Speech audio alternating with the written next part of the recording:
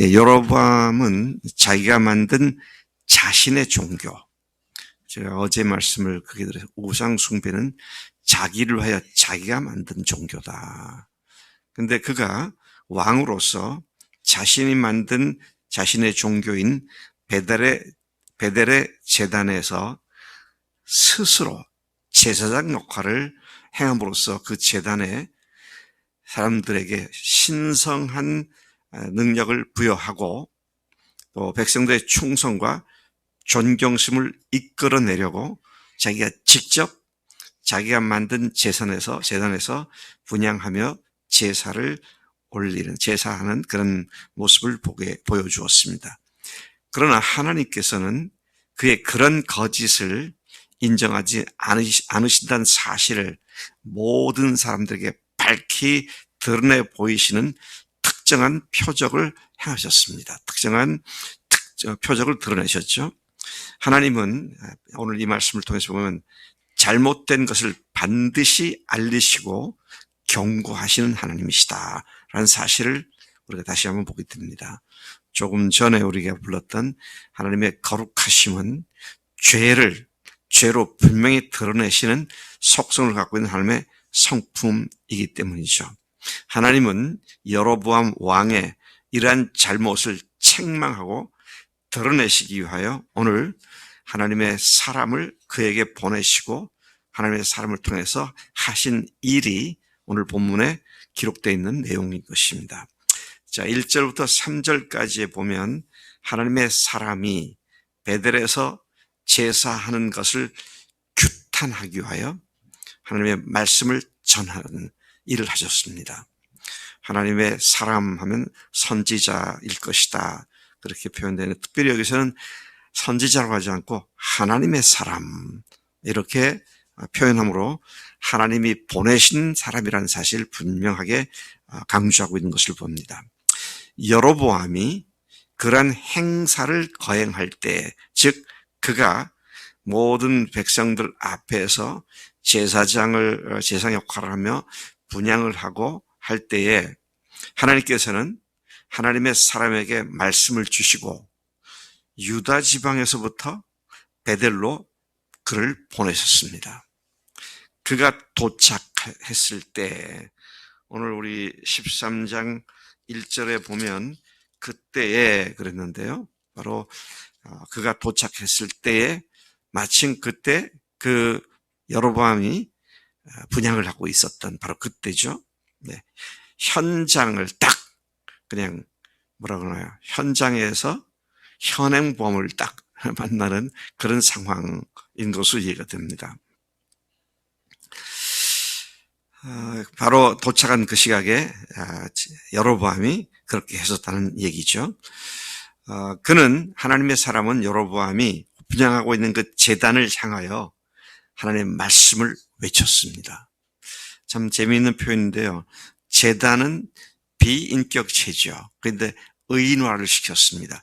제단아, 제단아, 여호와께서 이같이 말씀하시기를 다윗의 집에 요시아라 하는 이름하는 아들을 낳을 것인데 그가 내 위에 분향하는 산당 제사장을 내 위에서 제물로 바칠 것이고 또 사람의 뼈를 내 위에서 사르리라 하셨느니라.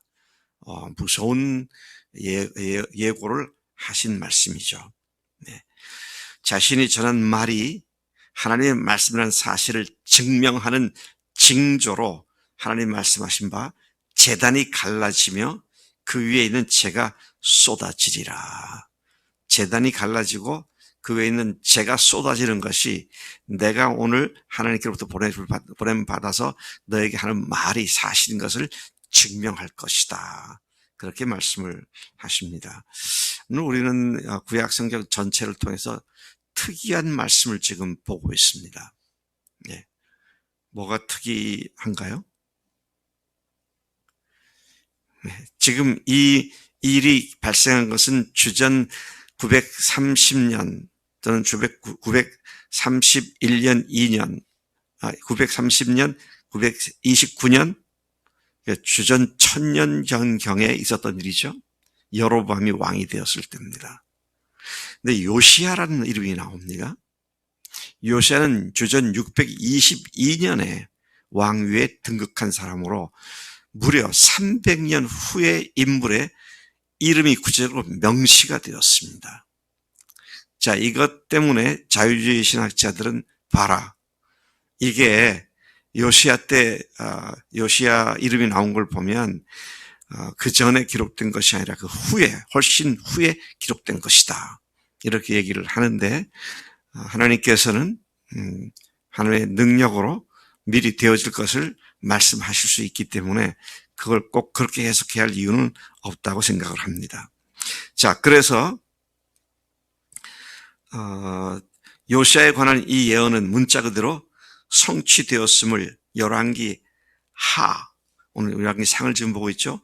23장 이하에 기록되어 있습니다. 하나님은 이만큼 300년 후에 태어날 왕의 이름을 명시할 만큼 엄중하게 지금 여로보암의 죄를 묻고 있고 그에게 회개할 수 있는 기회를 지금 주고 있는 것입니다.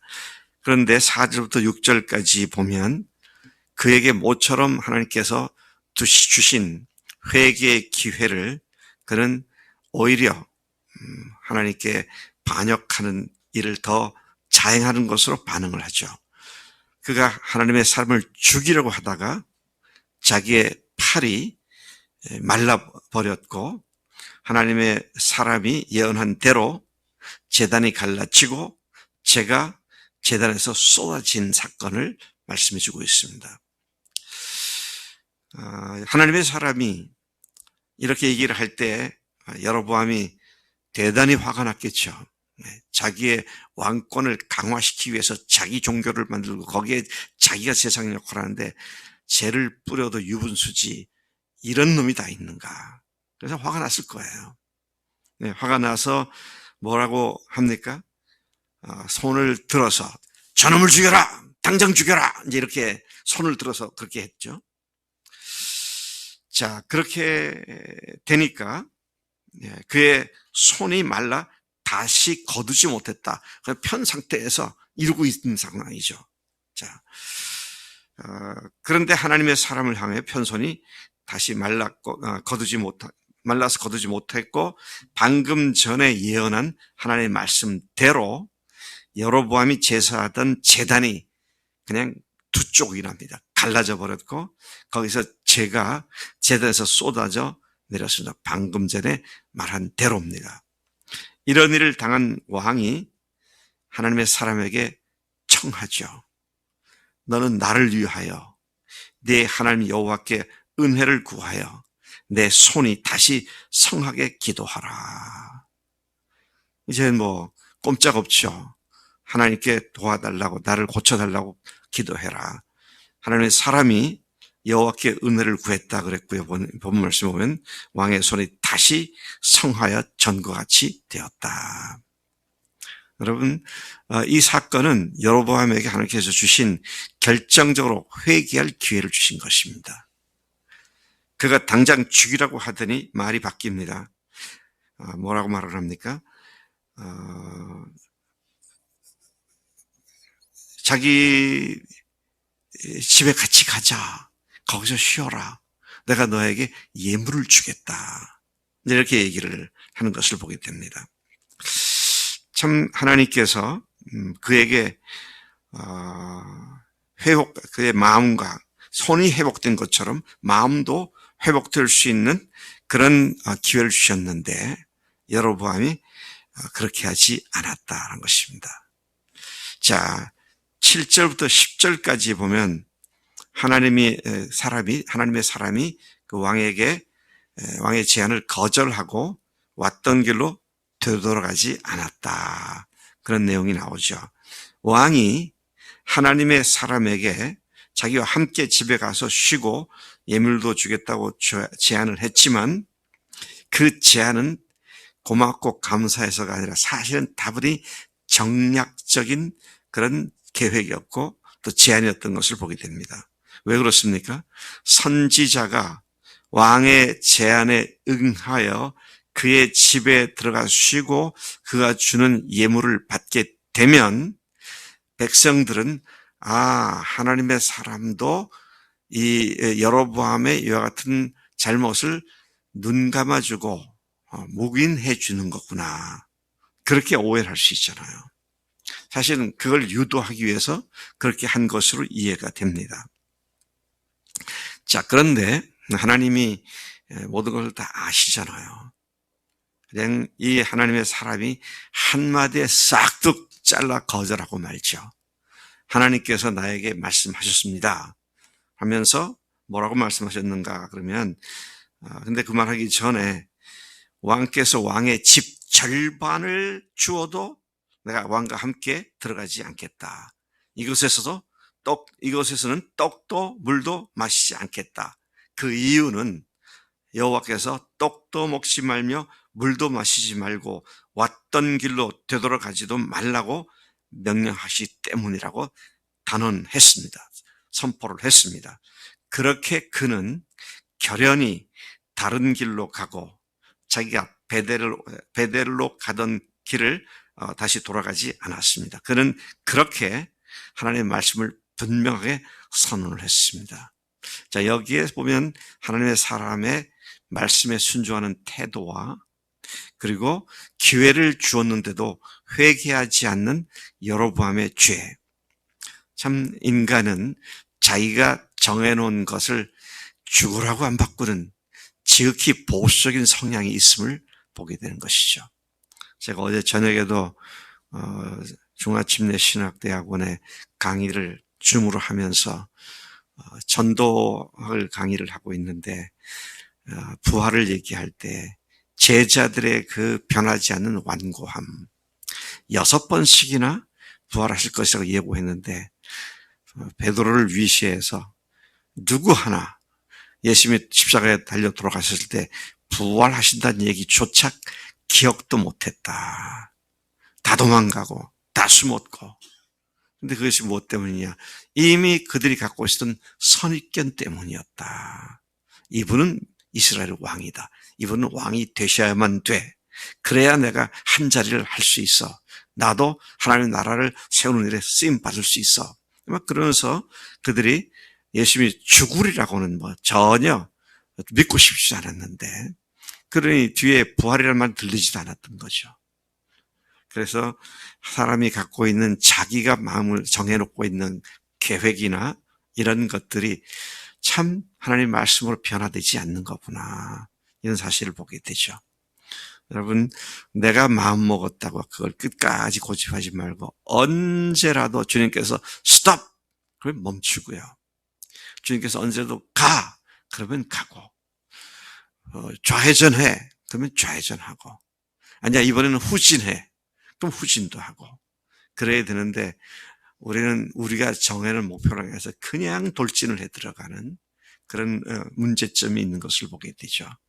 참 회개할 기회를 모처럼 맞이한 여로보암이 고집 핀 것은 그 후 이스라엘 10지파가 맹렬히 타는 하나님의 진노 가운데로 치닫게 만드는 그런 결과를 가져온 것을 보게 되는 것이죠.